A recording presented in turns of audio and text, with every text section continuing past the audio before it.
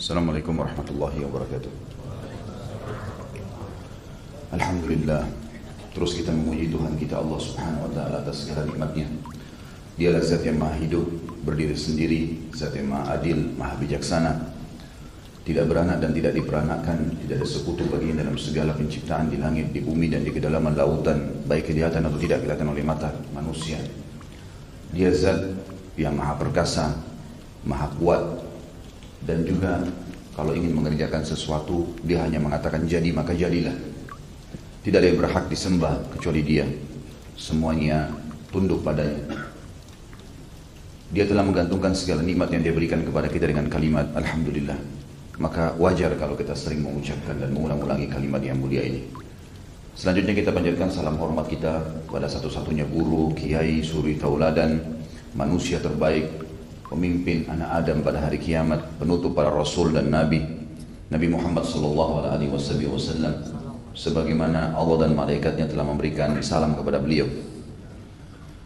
Teman-teman sekalian, seperti biasa kita akan lanjutkan tabligh akbar kita yang kita lakukan setiap sebulan sekali. Semoga Allah memberkahi dan memudahkan. Serial kita pada pagi ini, sahabat yang ke-10, Abu Ubaidah ibn Jarrah radhiyallahu anhu. Salah satu dari 10 orang yang dijamin masuk surga. Dan tentu dengan selesainya insya Allah kita membahas Abu Ubaidah ini, berarti 10 sahabat yang dijamin surga sudah selesai. Dan teman-teman yang terfikir untuk memiliki DVD-nya sudah disiapkan oleh teman-teman panitia.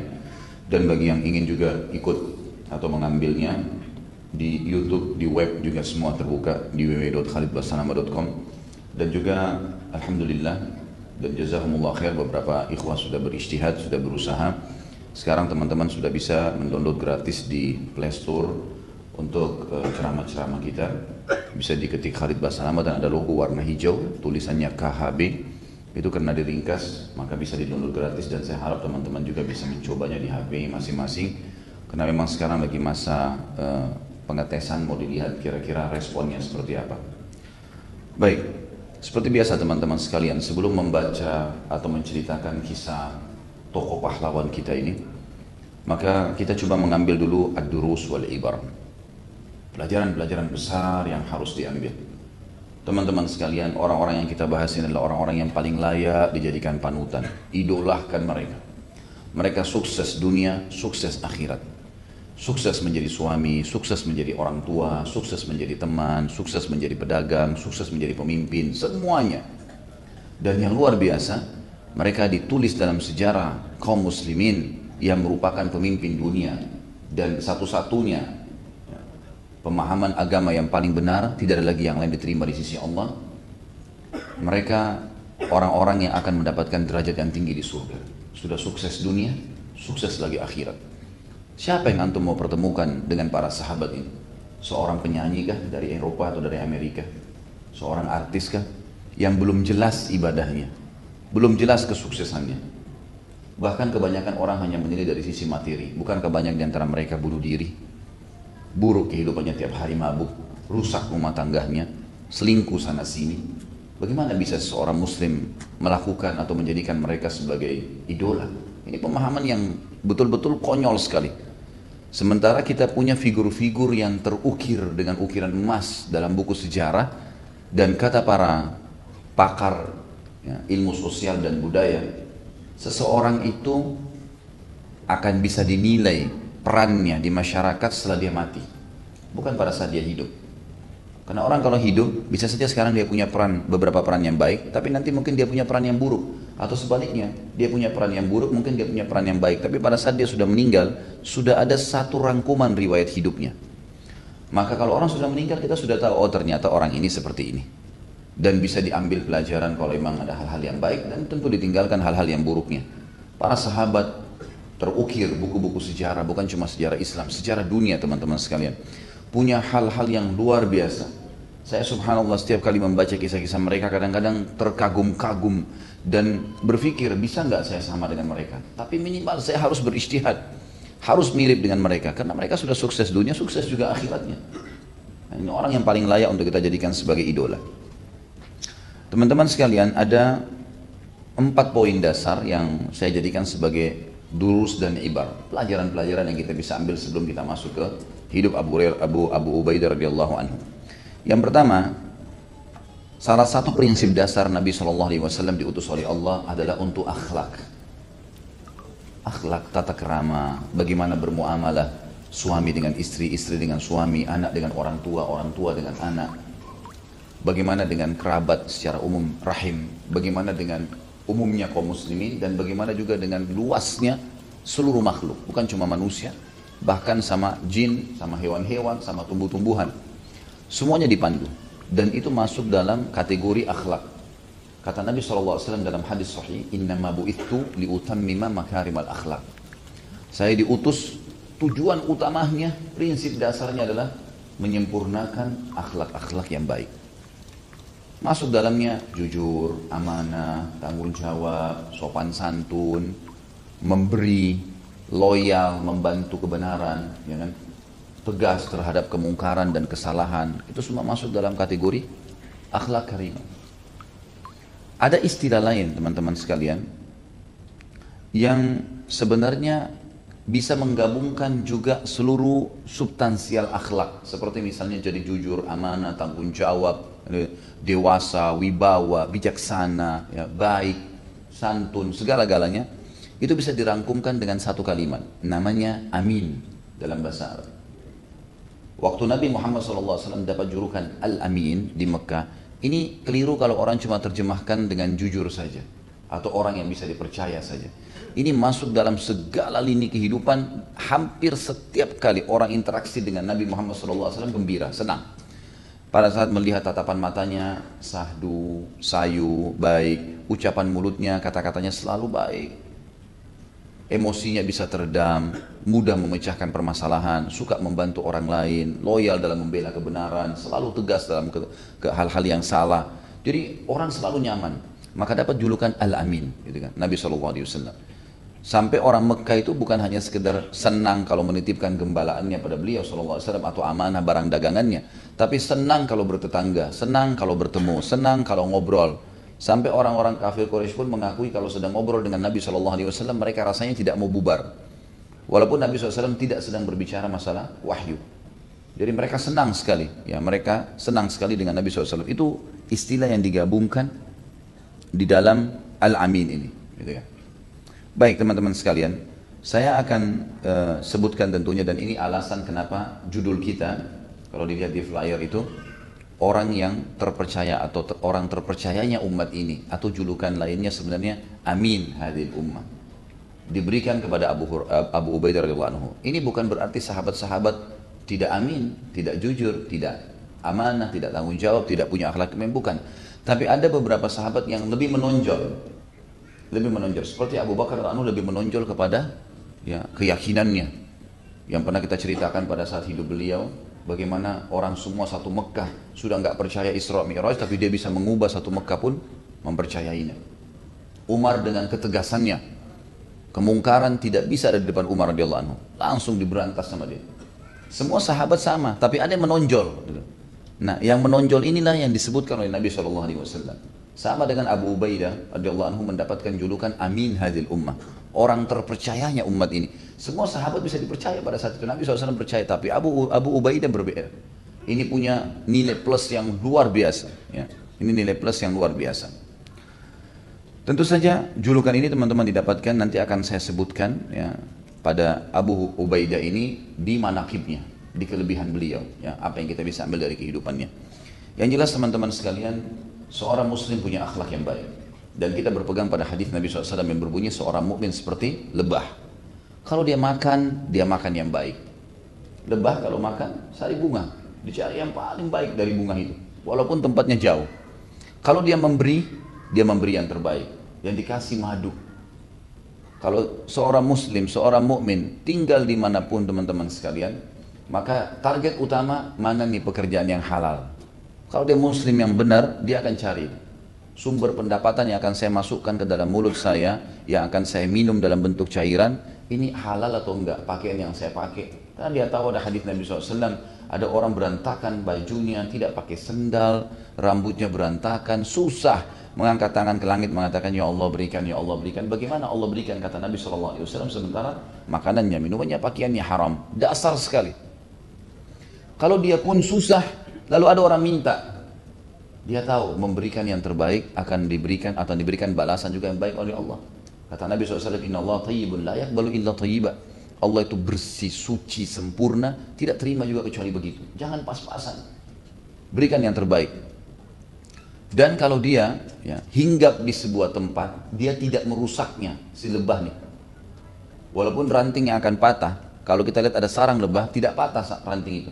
Kalau mereka taruh sarang mereka di ranting yang tipis, maka mereka hanya datang, masuk, sambil terus mengepakin sayapnya, lalu kemudian mereka keluar dari situ, kemudian mereka tinggal atau untuk beristirahat itu di tebing-tebing gunung, di dekat-dekat pohon yang batangnya kuat, jadi rantingnya nggak rusak.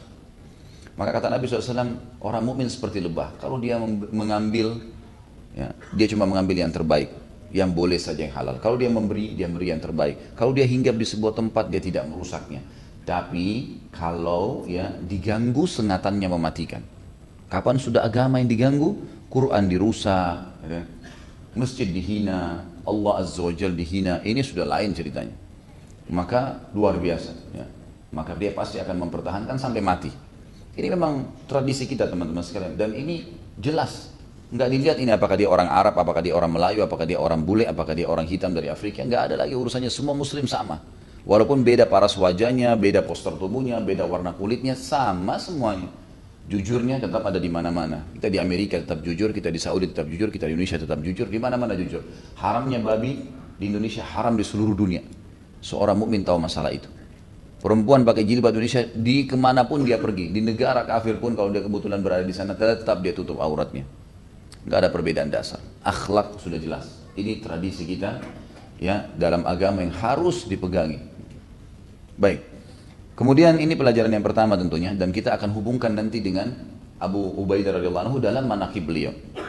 Yang kedua teman-teman sekalian, yang kental sekali dari para sahabat, dan ini sudah pernah saya sebutkan juga, keyakinannya yang sangat kental dan sudah menyeluruh, menyatu dengan seluruh tubuhnya. Sudah nggak ada yang tersisa. Benarnya Allah itu ada, benarnya risalah Nabi Muhammad SAW, benarnya agama yang dibawa. Ini nggak ada keraguan sedikit pun tidak ada. Bahkan mereka tahu Allah memang Raja pencipta langit dan bumi, tidak ada yang layak disembah selain Allah, dan semua yang menyembah selain Allah diperangin. Memang sudah begitu. Ini agama benar, ini Allah SWT. Nabi Muhammad SAW bukan nabinya orang Arab, tapi nabi seluruh manusia. Anda sebagai seorang muslim harus bangga mengikrarkan, mendakwahkan, menyampaikan bahwasanya Allah itu memang ada, la ilaha illallah, Muhammad itu sallallahu alaihi wasallam adalah utusan Allah untuk seluruh alam semesta. Wa ma arsalnaka illa rahmatan lil alamin. Kami enggak utus kau Muhammad kecuali untuk seluruh alam semesta. Jadi para sahabat sangat memahami masalah ini sehingga mereka tidak menemui siapapun non muslim kecuali didakwahi. Enggak ada istilah malu dalam menyampaikan, karena ini kebenaran. Kalau kita memang sayang sama manusia, mestinya kita sampaikan Islam pada dia. Karena kita tahu ini yang benar. Selain ini tidak diterima di sisi Allah Subhanahu wa taala. Sebagaimana juga agama yang dibawa panduan hidup ini adalah ini yang diterima di sisi Allah. Ayat Al-Qur'an Al-Imran ayat 19 misalnya jelas menekankan masalah itu. A'udzubillahi minasyaitonirrajim. Innad dina indallahil Islam. Agama diterima di sisi Allah hanya Al-Islam, enggak ada yang lain. Enggak ada yang lain. Berarti kita ini tidak boleh tinggal diam. Harus pemahaman kita yang tertanam dalam hati seperti para sahabat. Nanti kita lihat bagaimana perannya sahabat di kancah-kancah jihad berperang. Mereka keluar dengan keledainya, dengan kudanya. Kadang-kadang ada yang jalan kaki hanya dengan bawa pedang yang sudah lama dengan dia, dari dia masih bujang, masih muda. Tidak ada pedang yang lain, tetap dipakai untuk berjihad dengan Allah Subhanahu wa taala. Karena mereka tahu ini kebenaran. Keyakinan ini sangat kental teman-teman sekalian dalam diri mereka, dan ini ciri khasnya sahabat yang mesti ada pada diri kita juga. Sehingga kita bisa berjaya sebagaimana berjayanya mereka dulu. Mereka memimpin dunia justru karena itu. Pasukan mereka selalu lebih sederhana senjatanya, lebih sedikit jumlahnya, lebih sederhana keterampilan perangnya, tapi menang. Tapi menang. Dan kemenangan yang luar biasa ini, bukan main-main. Maka kita harus ambil pelajaran dari kejadian seperti ini. Dan cukuplah juga firman Allah Subhanahu wa taala dalam surah Al-Maidah, tadi surah Al-Imran sama ayat 19, ada juga ayat 85. Wa may yabtaghi ghairal islami dinan falan yuqbala minhu wa huwa fil akhirati minal khasirin. Siapa yang coba-coba pilih selain Islam, maka tidak akan diterima darinya dan dia di akhirat termasuk orang-orang yang rugi. Al-An'am ayat 125 juga menjelaskan masalah itu. Surah nomor 6, 125. Kata Allah Subhanahu wa taala, "May yuridillahu an yahdiyahu yashrah sadrahu lil Islam." Siapa yang Allah inginkan kebaikan untuk dia, keselamatan, pasti Allah akan lapangkan dadanya lahir dalam keadaan Islam atau dapat hidayah pada saat dewasa. Ini Allah yang berfirman, bukan kata seorang raja, presiden, pimpinan perusahaan. Ini pencipta langit dan bumi, teman-teman. Anda ini sekarang sedang menganut agama yang paling benar. Selain daripada ini nggak benar. Harus didakwahin, disampaikan, diyakini, diterapkan dalam kehidupan. Makanya Allah SWT mengatakan juga dalam ayat lain, A'udzubillahi minasyaitonir rajim, ya alladzina amanu udkhulu fis-silmi kaffah wa la tattabi'u khutuwatis syaitan. Hai orang-orang yang beriman, masuklah ke dalam Islam. Dari kamu buka mata pagi sampai kamu tutup mata lagi malam. Pakaiannya, minumannya, ya, makanannya, pergaulannya, ekonominya, politiknya, segala sesuatu. Tatapan matanya mengikuti syariat, hidungnya juga menghirup mengikuti syariat, lisannya mengucapkan mengikuti syariat, kupingnya mendengar ikuti syariat, tangannya menjamah ikuti syariat, kemaluannya ikuti syariat, kakinya mengikuti syariat. Semuanya ikuti syariat Allah Subhanahu wa taala. Memang secara kafah. Dan Allah Subhanahu wa taala mengatakan dalam surah Az-Zumar, surah nomor 39 ayat 22, lebih jelas lagi daripada itu. Kata Allah Subhanahu wa taala, "Afaman syarahallahu sadrahu lil islami fahuwa ala nurim min rabbih." Siapa yang Allah lapangkan dadanya menganut Islam dari dia masih bayi, lahir, atau dia mendapatkan hidayah petunjuk setelah dewasa, dia berada di atas cahaya Tuhannya. Cahaya Tuhan. Ini bukan main-main. Pemahaman ini masih kurang kental untuk kita ini. Para sahabat luar biasa kentalnya pemahaman mereka begini.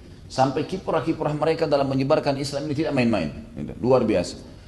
Akhlak yang mulia dipertemukan dengan pemahaman tentang kebenaran Islam ini. Mereka tahu kapan mereka harus tegas, kapan mereka harus berlemah lembut. Dan itu menjadi prinsip hidup di mana-mana sampai mereka meninggal dunia. Sehingga memang Islam jadi menyebar. Ini yang terjadi kenapa kita di Indonesia pun sampai Islam kepada kita. Seluruh dunia tersebar Islam justru karena pemahaman seperti ini. Dan ada beberapa wilayah yang Islam tidak menyebar sebagaimana menyebarnya dulu, justru karena umat Islamnya masih belum yakin benar nggak sih agama ini.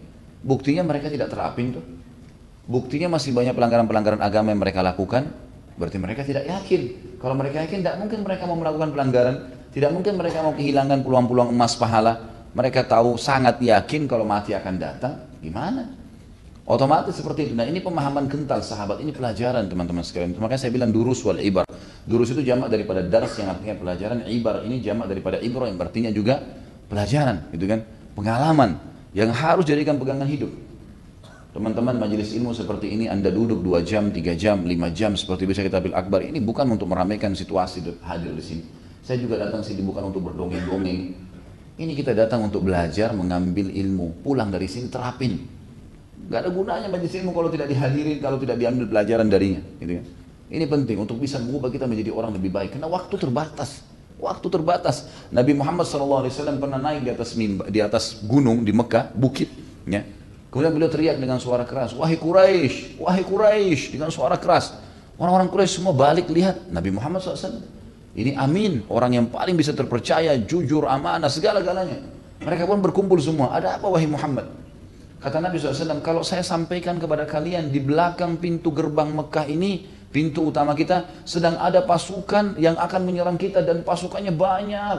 Mereka sangat kuat. Kalau mereka masuk, mereka bisa membinasakan kita semua. Apa kalian percaya? Mereka bilang, tentu saja. Kami tidak pernah temukan kau dusta, hai Muhammad. Kata Nabi SAW, ketahuilah, saya ini utusan Allah dan di antara 2 tangan saya ini, ada siksaan yang pedih. Maksudnya kalau kalian tolak jamahan tangan saya, tidak mau mengikuti ajaran ini, kalian akan masuk ke neraka, disiksa. Tadi mereka bilang percaya. Akhirnya syaitan menggoda lagi mereka. Mereka banyak yang bubar dan mengatakan, hai Muhammad. Termasuk Abu Lahab sendiri pamannya mengatakan, wahai Muhammad, tabban lak, kecelakaan buat kau. Apa kau kumpulkan kami hanya untuk ini? Disuruh bubar semuanya orang-orang. Sampai akhirnya Allah mengatakan, tabbat yada abi lahabin wa tab.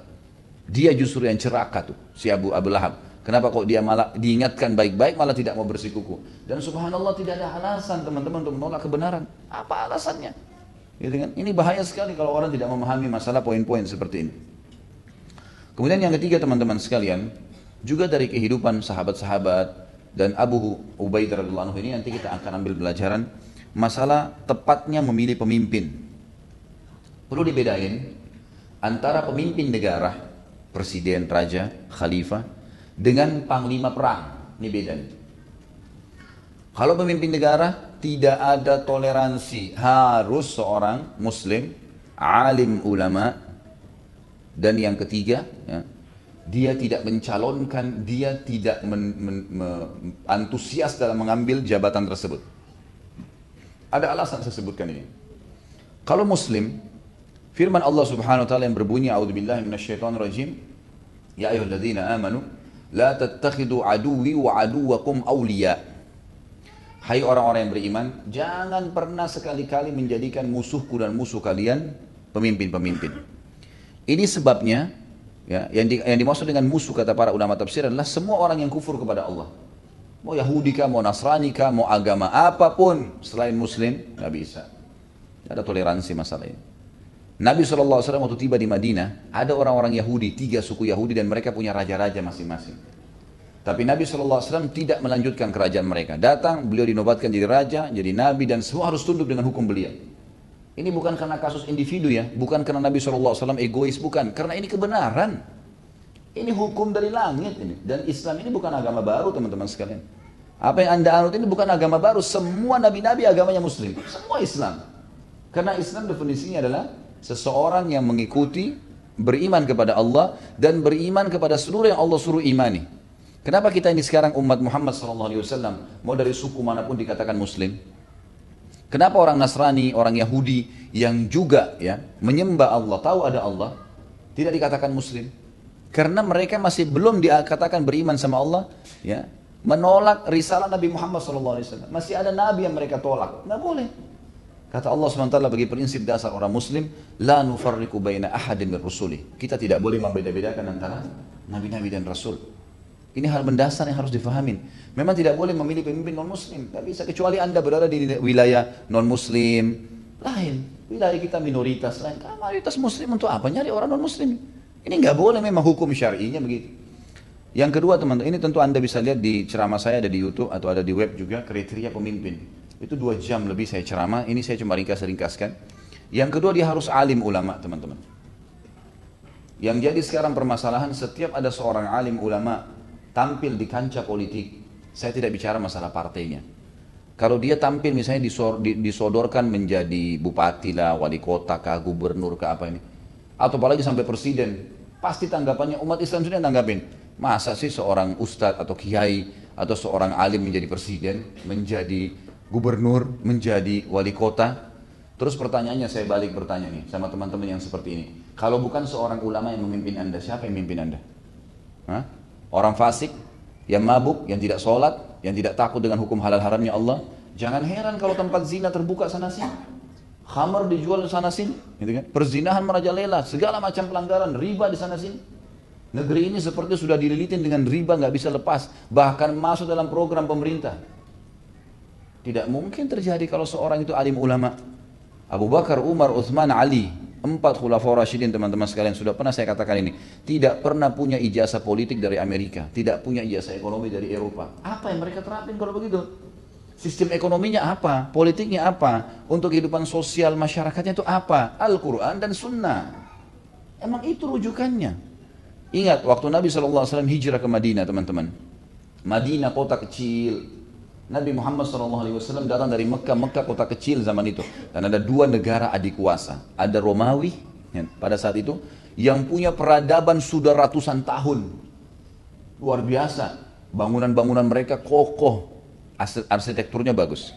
Kekuatan militernya sudah mendunia. Ahli-ahli militer. Mereka juga punya sistem ekonomi pada saat itu. Lebih tepatnya sistem kapitalisme. Mereka kembangkan gitu kan. Ya, ada pajak-pajak dari pemerintah untuk masyarakat, lah penekanan-penekanan, ada macam-macam, gitu kan. Mereka punya nih, dari satu sisi, ini ahli kitab ini orang Nasrani, gitu kan.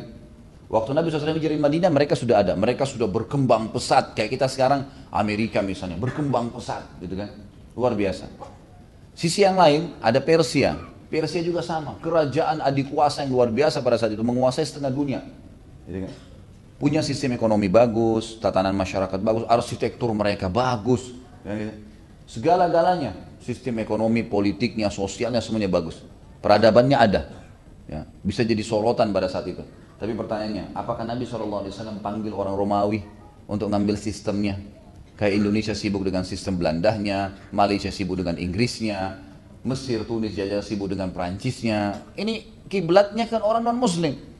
Lihat bagaimana Nabi SAW membangun pertama pemerintahan Islam di Madinah. Tidak sama sekali mencontohi mereka. Padahal mereka sudah maju nih. Peradabannya maju. Membangun dari nol. Dari nol dibangun oleh Nabi SAW. Sampai akhirnya Islam yang mendunia.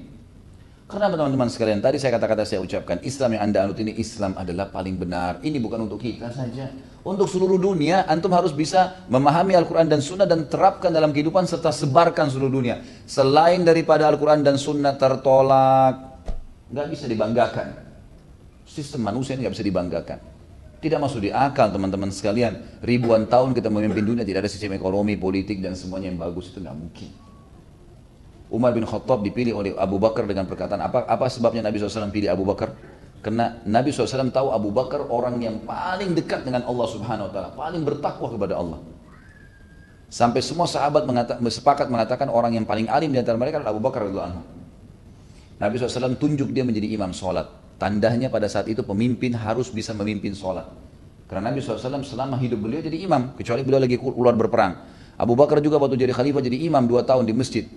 Kemudian Umar juga begitu, Utsman juga begitu, Ali juga begitu. Khulafaur Rasyidin semuanya menjadi imam dan ini menjadi tolak ukur kita. Alaikum bisunnati wa sunnatul khulafaur Rasyidin mahdina min ba'di. Berpegang pada sunnahku dan sunnah khulafaur Rasyidin setelahku. Bukan kerajaan-kerajaan Islam yang datang setelahnya saja jadi patokan, tapi khulafaur Rasyidin. Bagaimana mereka hidup itu kita jadikan patokan. Ini penting sekali untuk diketahui. Jadi Abu Bakar pun pada saat menunjuk Umar, apa yang dia bilang? Wasiatnya, saya meninggalkan kepada kalian wahai muslimin wasiat agar memilih Umar bin Khattab sebagai khalifah karena dia orang yang paling faham hukum halal haramnya Allah. Umar bin Khattab ini bekas pemabuk dulu di Mekah. Sadar masuk Islam, sekarang dia yang pelajari Al-Quran, pelajari sunnah Nabi SAW dan dia orang yang paling tegas dalam menerapkannya. Gara-gara itu dijadikan jadi khalifah. Nanti dibantu oleh orang-orang yang tahu administrasi. Iya dibantu. Tapi mereka pemimpinnya. Ini beda, pemimpin negara lain. Harus orang alim. Waktu Umar bin Khattab naik, yang paling pertama Umar lakukan adalah seluruh wilayah yang dia kuasain, seluruh dunia ini, di Persia, waktu runtuh tahun 15 Hijriah, dan juga di negeri Syam, yang runtuh tahun 14 Hijriah, wilayah Mesir yang terus juga yang masuk Islam juga tahun 14 Hijriah, semuanya yang paling pertama ditunjuk menjadi gubernur adalah orang yang paling saleh dari kalangan sahabat. Orang yang paling bertakwa sama Allah, itu yang ditaruh. Selebihnya nanti dibantu oleh orang-orang sekitarnya kalau ada yang diperlukan urusan dunia ini. Masalah pekerjaan, angkat barang, hitung-hitungan itu diperintah, dibantu oleh orang-orang yang bisa dijadikan sebagai ya, ahlinya di bidang itu. Tapi pemimpinnya memang keputusan dia, karena hukum Allah yang harus diterapkan. Ini kental sekali yang hilang dari kita sekarang. Jadi kita sorotin betul pemimpin kalau bukan atau seorang alim yang muncul. Kemudian teman-teman sekalian, juga yang ketiga, selain dia muslim, selain dia seorang alim ulama, yang ketiga syarat pemimpin tidak mengejarnya. Kalau kita sekarang malah mengorbit diri. Disebutkan di dalam sebuah hadis kata Nabi SAW, Inna wallahi la nuwalli ala hadal amr rajulun sa'alahu au harasa alaih. Kami demi Allah kaum muslimin tidak akan pernah memilih pemimpin yang sengaja mengejarnya ya, atau memintanya. Tidak pernah. Dan subhanallah hampir semua sahabat yang dinobatkan jadi pemimpin itu selalu nolak awalnya. Nolak. Kasus 6 orang sahabat yang dikumpul oleh Umar bin Khattab di sebuah ruangan. Kata Umar, ini sisa 6 orang yang jangan masuk surga. Ya. Lalu kata Umar bin Khattab, kalian harus memutuskan siapa di antara kalian yang akan jadi pemimpin setelah saya meninggal. Kalian orang terbaiknya umat ini yang paling ya, yang telah mendapat jaminan surga. Artinya orang yang ulamanya para sahabat. Lalu akhirnya terpilihlah Utsman radhiyallahu anhu. Tapi di sini bagaimana perilaku Umar bin Khattab mendahulukan semua orang-orang yang pintar di sini. Dan pada saat mereka masuk 6 orang itu, semuanya mengundurkan diri. 6-6-nya. Abdurrahman bin Auf ditunjuk sebagai pemimpin. Saya sudah jelaskan di kisah Abdurrahman bin Auf radhiyallahu anhu. Dan beliau berkata, saya jadi pemimpin dalam majelis ini, tapi saya bilang sama kalian, saya mengundurkan diri. Kalian saja berlima silahkan. Yang 5 orang ini saling memuji temannya. Setahu saya Rasulullah memuji si fulan, si puji, saling puji. Akhirnya karena itu menjadi pemicunya, siapa yang lebih banyak hadis Nabi sebutkan tentang kelebihannya, maka mengkerucutlah akhirnya sisa dua orang, Uthman dan Ali radhiyallahu anhum ajma'in, sehingga Uthman unggul dengan hadis yang pernah saya jelaskan di zaman Uthman bin Affan tentang hadis Bi'r Rumat, sumur Rumat yang dibeli oleh Uthman. Lebih unggul satu hadis ini daripada Ali radhiyallahu anhum ajma'in, maka akhirnya dipilih oleh jadi khalifah. Kita bisa lihat bagaimana ya, poin-poin seperti ini sangat penting teman-teman sekalian, karena kita ini memang pemimpin dunia, agama yang kita anut benar, dan juga kita pastinya akan menyebarkan di seluruh dunia, Kemudian pemimpin perang, panglima perang boleh. Maaf, yang lagi telepon bisa di luar dulu. Ya. Pak, maaf yang lagi telepon. Kalau terima telepon bisa di luar supaya tidak ganggu. Baik. Pemimpin negara beda dengan panglima perang ya. Kalau panglima perang, maka yang dilihat adalah keterampilan dia. Selain dia muslim, keterampilan dalam perang, walaupun masih muda. Karena ini terjadi juga di zaman Nabi SAW waktu itu. Beliau pernah mengutus pasukan dipimpin oleh Usama bin Zaid radhiyallahu anhu. Siapa ini Usama bin Zaid? Seorang sahabat yang masih muda sekali. Anaknya Zaid bin Haritha. Zaid bin Haritha anak angkat Nabi SAW. Umurnya 17 tahun waktu itu. Di dalam pasukan ada Abu Bakar, ada Umar, ada Uthman, ada Ali. Sahabat-sahabat yang mulia dijadikan sebagai prajurit oleh Nabi SAW. Pemimpin perangnya adalah Usama bin Zaid. Umur 17 tahun, kok bisa? Ya inilah kata para ulama tentang kasus kalau panglima perang tidak harus ya, orang yang paling alim, tapi orang yang paling mahir dalam strategi perang. Makanya kita temukan dalam kancah-kancah peperangan Nabi SAW seringkali yang dikasih bendera perang atau zaman Khulafaur Rasyidin itu bukan karena alimnya. Kalau bergabung antara dia alim dan dia seorang mahir perang, ini didahulukan. Tapi kalau ya, bertemu antara seorang alim tidak punya kemahiran berperang dengan seorang muslim tapi dia punya kemahiran perang, bukan seorang alim ulama, maka didahulukan si ahli strategi perang ini untuk memimpin perang. Ini perbedaan antara ya, panglima perang dengan pemimpin negara. Baik. Ini poin ketiga, ya, durus dan ibar yang ketiga. Yang pertama tadi bagaimana prinsip dasar Islam, akhlak karimah. Yang kedua bagaimana keyakinan sempurna mereka tentang kebenaran Islam, kebenaran bahwa Allah itu betul ada dan tidak ada selain Allah, adalah bukan Tuhan dan harus dibatalkan, diperangi, nggak boleh, didakwahi, disampaikan, gitu kan. Nabi Muhammad SAW bukan nabinya orang Arab, tapi nabi seluruh manusia. Kita harus sebarkan ajaran beliau. Islam yang dibawa cuma itu diterima di sisi Allah, dan ini bukan agama orang Arab saja, tapi agama seluruh muslimin. Gitu kan. Ini mendasar sekali. Kemudian yang ketiga adalah tadi tepatnya memilih seorang pemimpin dalam Islam, bagaimana pemimpin negara beda dengan panglima perang. Kemudian yang keempat teman-teman sekalian, para sahabat sangat mengetahui bahwasanya dunia ini sebentar dan mereka tanamkan dalam diri mereka. Ada istilah zuhud, dan ini hampir semua sahabat punya sifat ini. Zuhud adalah mendahulukan akhirat dari dunia, bukan meninggalkan dunia untuk akhirat. Sebagaimana sebagian orang-orang yang mengaku muslim tapi salah paham dengan kalimat ini, mereka menganggap kalau orang zuhud adalah makan roti kering, bajunya kotor, ya, penampilannya kotor, ya dunia sebentar, ya, gitu. Maka kadang-kadang subhanallah kalau bicara bawa mulutnya nggak enak, bawa badannya nggak enak, ini dari mana ajarannya? Jadi, zuhud itu teman-teman mendahulukan akhirat dari dunia. Kita temukan Abu Bakar, Umar, Uthman, Ali, ini sahabat-sahabat Nabi yang mulia. Bahkan di antara mereka yang terkenal sekali kekayaannya ada Abu Bakar sama Uthman. Tapi mereka suka bersedekah, ya, ikut berjihad. Maka termasuk pemimpin-pemimpin zuhud, para ahli zuhud yang terkenal. Maka ini hal mendasar juga yang mesti diketahui. Ada yang saya tambahkan teman-teman sekalian karena sangat berhubungan dengan tokoh kita Abu Ubaidah radhiyallahu anhu, adalah salah satu yang harus diyakini oleh seorang muslim. Dalam agama ini, apapun yang dijanjikan oleh Nabi SAW dan disebutkan sebagai sebuah perintah atau janji, maka semestinya setiap muslim mengejarnya, tidak boleh disia-siakan. Apapun itu, ya. Dan apapun yang dilarang, sekecil apapun ditinggalkan sama dia. Salah satu yang ingin saya titik beratkan di sini adalah apa yang dijanjikan oleh Nabi SAW atau disebutkan harus dijadikan sebagai target. Seperti misalnya, ada satu wilayah di muka bumi ini yang banyak kaum muslimin lupakan. Dilupain memang.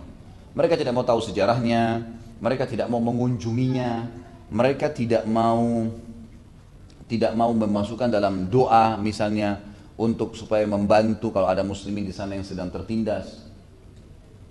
tidak mau terlibat ya, dalam andil misalnya pembangunan, perbaikan, itu adalah Masjid Aqsa di Palestina. Ini yang banyak muslimin lupakan, gitu kan. Dan ini ternyata ada janji Nabi SAW yang sangat kental di sini yang banyak umat Islam tidak tahu, teman-teman. Saya mulai dengan surah Isra ayat 1. Allah SWT sebutkan tentang Masjid Aqsa, atau sering disebut juga dengan Baitul Maqdis, rumah yang tersucikan. Banyak orang cuma tahu, oh iya, itu kiblat pertama umat Islam. Oh iya, di sana ada muslimin sedang dijajah oleh Yahudi. Terus apalagi saudaraku? Ada yang kamu tahu nggak tentang Palestina, tentang Masjid Aqsa? Nol, banyak tidak ada jawaban. Masjid Aqsa, Aqsa adalah maknanya jauh, sangat jauh. Jadi katakan Masjid Aqsa, masjid yang jauh. Kenapa? Karena pada zaman itu antara Mekah dengan Palestina, kalau mau menunggangi kuda tercepat itu 1 bulan. Jauh jaraknya. Maka Allah mengatakan di awal surah Al-Isra ini, A'udzubillahi minasyaitonirrajim, Subhanalladzi asra bi 'abdihi lailan minal masjidil haram ila al-masjidil aqsa alladzi barakna haulah. Segala puji bagi Allah yang telah, ya, maha suci Allah yang telah memperjalankan hambanya Muhammad di malam hari dari Masjidil Haram Makkah ke Masjidil Aqsa, di tempat masjid yang jauh. Apa sifatnya Masjid Aqsa? Alladzi barakna haulah, yang telah kami berkahi di sekitarnya. Makna diberkahi kata para ulama adalah tempat ini ada perintah untuk mengunjunginya. Tempat ini ada perintah untuk mengetahui tentang sejarahnya. Tempat ini ada perintah untuk mempertahankannya. Barakna haulah, Allah SWT berkahi. Dan penyebutan tentang masalah berkah ini bukan cuma satu dua ayat, teman-teman, dalam Al-Quran. Banyak ayat, diantaranya yang saya nukil cuma sebagian ya. Di antaranya adalah hadis atau ayat firman Allah Subhanahu wa taala. Musa alaihissalam berkata kepada kaumnya di dalam surah Al-Maidah, ya, urutan 5, ayatnya ayat 21 sampai 22. Tentu ada ayat ini saya tulis sampai kurang lebih ayat 24. Saya bacakan semua aja. Ayat 20 sampai ayat 24. A'udzubillahi minasyaitonirrajim. Wa idh qala Musa liqaumihi ya qaumi dzkuru ni'matallahi 'alaikum idh ja'ala fikum anbiya'a wa ja'alakum mulukan wa ataakum ma lam yuti ahadan minal 'alamin. Ingatlah ketika Musa berkata kepada kaumnya Bani Israel, ingatlah selalu nikmatnya Allah kepada kalian pada saat dia mengutus banyak nabi-nabi dari kalangan kalian, dari Bani Israel, dan telah menjadikan sebagian kalian dan sebagian nabi kalian itu dari keturunan kalian dan dari jalur nasab kalian raja-raja, dan memberikan kepada kalian banyak kelebihan yang tidak diberikan kepada orang-orang, ya, seluruh alam semesta ini. Ya qaumi dkhulul ardal muqaddasata allati kataballahu lakum wa la tartaddu ala adbarikum fatanqalibu khasirin. Waktu itu Allah Subhanahu wa taala menyuruh Nabi Musa alaihissalam untuk menyuruh pengikutnya masuk ke Palestina, tinggal di Palestina. Dan Palestina ini disebutkan dalam ayat 21, wahai kaumku, kata Musa, masuklah ke bumi yang mukaddasah. Mukaddasah maksudnya tersucikan, ya, wilayah yang tersucikan, yang telah Allah catatkan untuk kalian. Kalian bisa mendapatkan itu kalau kalian mau. Dan jangan sampai kalian menolak perintah itu sehingga akhirnya kalian termasuk orang-orang yang rugi. Qalu ya Musa inna fiha qauman jabbarina wa inna lan nadkhulaha hatta yakhruju minha fa in yakhruju minha fa inna dakhilun. Mereka berkata, Bani Israel malas untuk berperang, mereka punya rasa takut, tidak mau. Sudah ketahuan memang sifat-sifat yang disebutkan dalam Al-Quran. Lalu mereka berkata, wahai Musa, di dalamnya ada kauman jabbarin, ada orang-orang yang kuat, kekar, perkasa. Waktu itu adalah orang-orang Adnaniyin namanya, gitu kan? Orang-orang suku asli Arab yang memang tinggal di Palestina, dan sampai sekarang mereka yang penghuni asalnya itu. Sudah dulu mereka sudah tinggal, penghuni asal. Orang-orang Bani Israel tidak berani, mereka mengatakan di dalamnya ada orang-orang yang kuat, perkasa, dan kami tidak mau masuk ke sana sampai mereka keluar. Kalau mereka keluar, baru kami masuk, tidak mau berperang. Carilah jalan, hai Musa, supaya mereka keluar dengan sendirinya. Qala rajulani minal ladzina yakhafuna an'ama Allahu 'alaihim wadkhulu 'alaihimul bab fa idza dakhaltum fa innakum ghalibun. Kebetulan ada 2 orang dari pengikut Musa alaihissalam yang berakal. Mereka berkata, wahai kaumku, masuklah kalian, ikuti perintah Musa. Dan kalau kalian melakukan itu, pastilah ya kalian akan diberikan kemenangan oleh Allah. Wa 'alallahi fatawakkalu in kuntum mu'minin. Maka bertawakkallah kepada Allah kalau kalian betul-betul beriman kepadanya. Qalu ya Musa inna lan nadkhulaha abadan ma damu fiha fadhhab anta wa rabbuka faqatila innaha huna qa'idun. Ini balasan yang tidak sopan dari Bani Israel kepada Musa alaihissalam. Mereka berkata, wahai Musa, kami tidak akan pernah berani masuk ke sana, tidak mau, selama mereka ada. Maka pergilah kamu berdua dengan Tuhanmu saja, perangi mereka dan kami tunggu di sini. Sampai kalian menang, baru panggil kami. Ini ketidaksantunan mereka. Tapi saksi bahasan kita adalah ayat 21-nya. Disebutkan ardal muqaddasah, ya, bumi yang ya, termuliakan. Kemudian juga disebutkan dalam ayat lain tentang masalah wilayah Palestina ini. Surah Al-Anbiya, surah nomor 21 ayat 71. 21, surah 21 ayat 71. A'udzu billahi minasyaitonir rajim wa najjaynahu wa lutan ilal ardi allati barakna fiha lil alamin. Dan kami selamatkan Ibrahim alaihissalam pada saat ya Namrud dibinasakan oleh Allah Subhanahu wa taala karena ingin membakarnya lalu tidak bisa. Dan pada saat itu yang beriman, salah satu yang beriman kepada Nabi Ibrahim alaihissalam adalah Nabi Lut, keponakannya sendiri. Maka kata Allah SWT, dan kami selamatkan Ibrahim dan keponakannya Lut ke bumi yang telah kami, atau ke bumi ya, atau ke tanah ya, wilayah yang telah kami berkahi untuk seluruh alam semesta. Jadi malah Palestina bukan cuma sekedar berkah untuk orang yang ada di situ atau sekitarnya, tapi allati barakna fiha lil alamin. Kami berkahi wilayah Palestina itu untuk seluruh alam semesta ini. Ini satu hal yang luar biasa nih. Kemudian surah Al-Anbiya juga, surah nomor 21 ayat 81 juga Allah Subhanahu wa taala mengatakan, A'udzu billahi minasyaitonir rajim wa li Sulaiman ar-riha 'asifatan tajri bi amrihi ila al-ardi allati barakna fiha wa kunna bi kulli syai'in 'alimin. Dan Sulaiman telah kami berikan, kata Allah Subhanahu wa taala, angin yang bisa ya, jalan sesuai dengan perintahnya. Sulaiman alaihissalam tidak pakai tidak pakai jalan kaki, tidak pakai kuda lagi, tapi beliau sudah tinggal angin. Ya, bahkan dari singgasananya ke kamar tidurnya itu pakai angin, sudah tidak jalan lagi. Ini satu mukjizat yang diberikan oleh Allah SWT. Satu mukjizat yang diberikan oleh Allah. Maka kata Allah SWT, dan Sulaiman kami berikan angin yang bisa jalan sesuai dengan perintahnya kepada bumi yang kami telah berkahi, dan kami sangat mengetahui segala sesuatunya, kata Allah. Ada saksi bahasan allati ilal ardi allati barakna fiha. Jadi Allah terus ulang-ulangin dalam banyak ayat Al-Qur'an bahwasanya bumi Palestina itu diberkahi gitu. Kemudian juga disebutkan surah Saba, surah nomor 34 ayat 18. A'udzu billahi minasyaitonir rajim wa ja'alna bainahum wa bainal qura allati barakna fiha quran zahiratan wa qaddarna fiha siru fiha layaliya wa ayyaman aminin.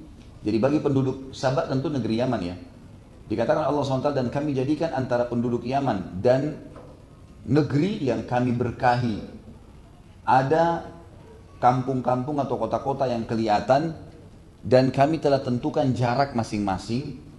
Maka jalanlah, laluilah dari Yaman ke Palestina itu, kata Allah SWT, beberapa malam ya, beberapa malam dalam keadaan tenang dan aman. Allah jaga. Saksi bahasan di sini dikatakan wa bainal qura allati barakna fiha, dan ada negeri dari Yaman ke negeri yang kami berkahi, maksudnya Palestina.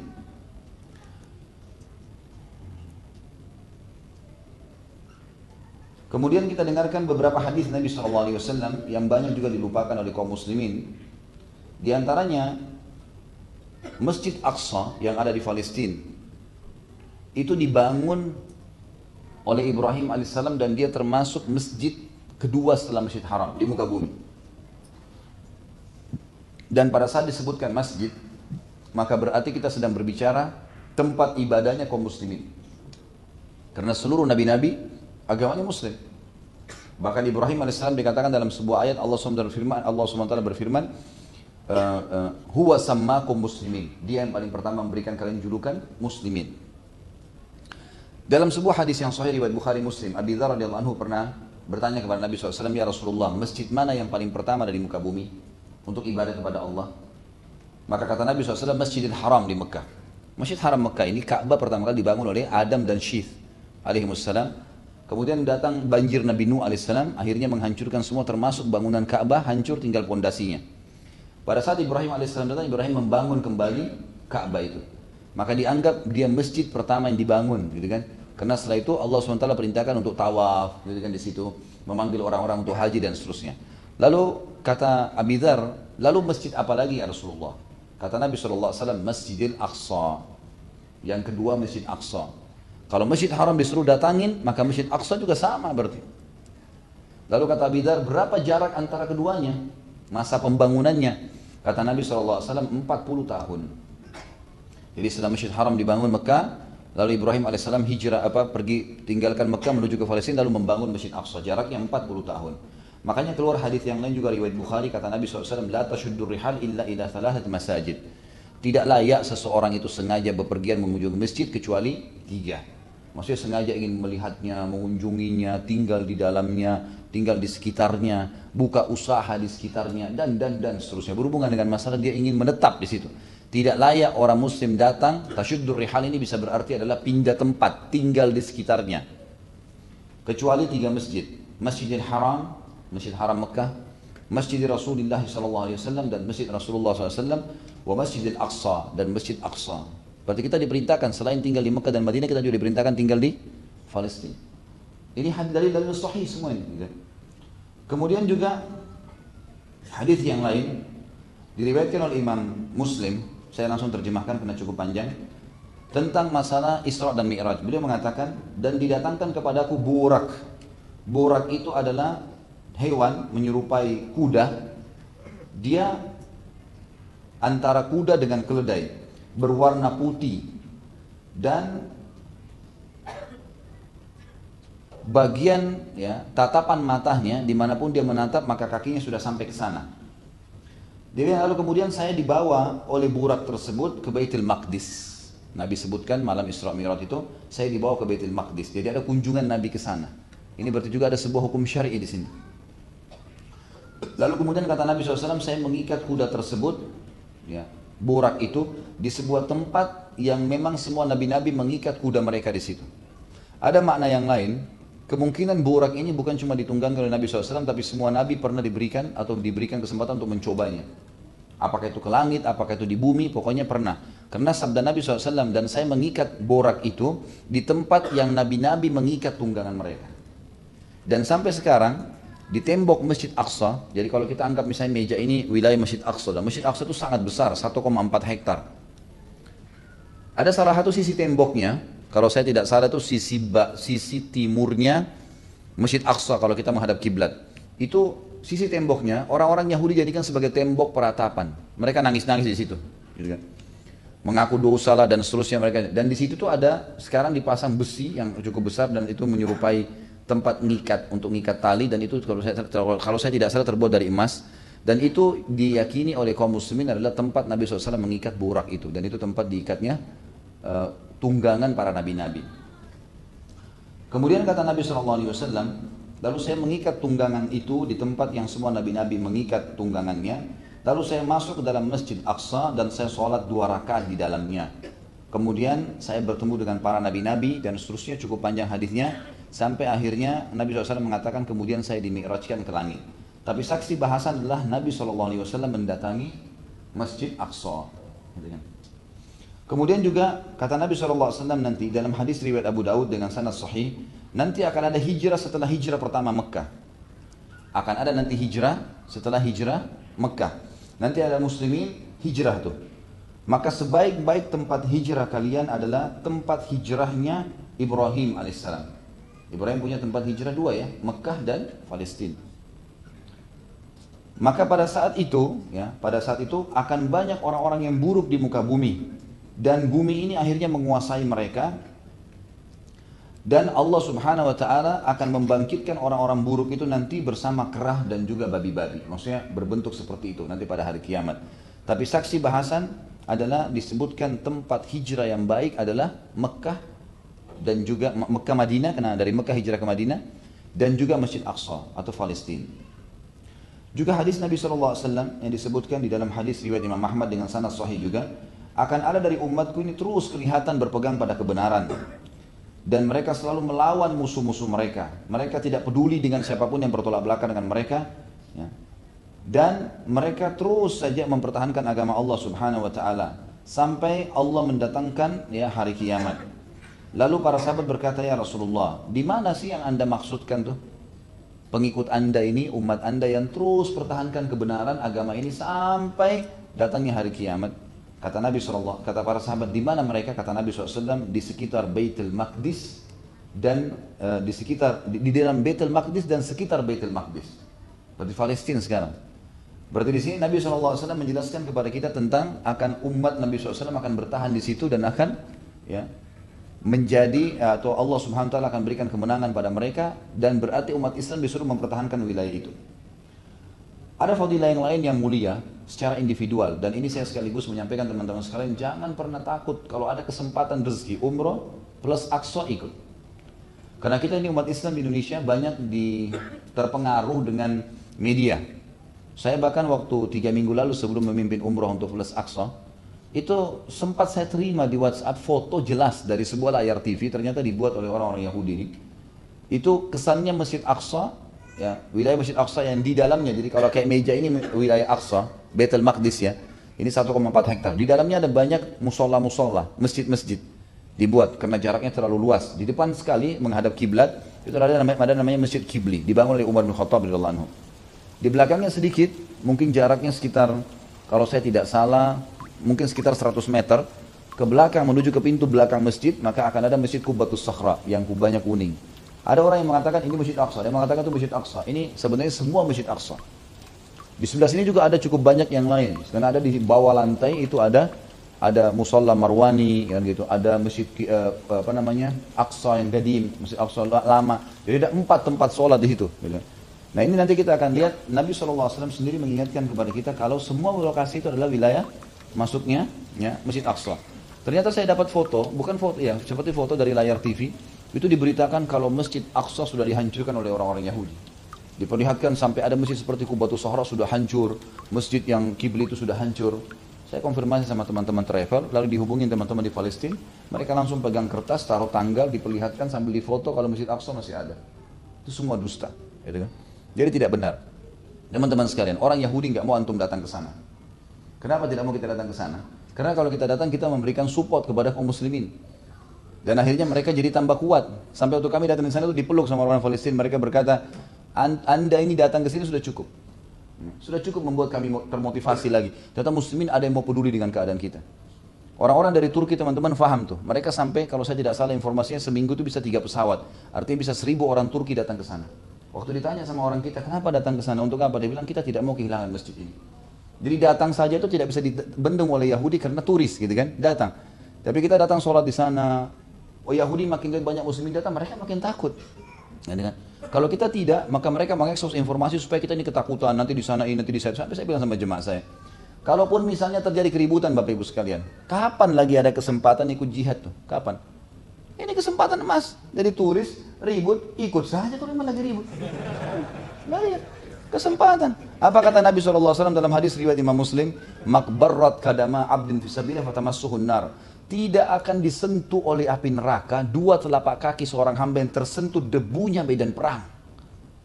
Ini luar biasa. Tidak akan tersentuh api neraka 2 telapak kaki seorang hamba yang tersentuh debunya medan perang.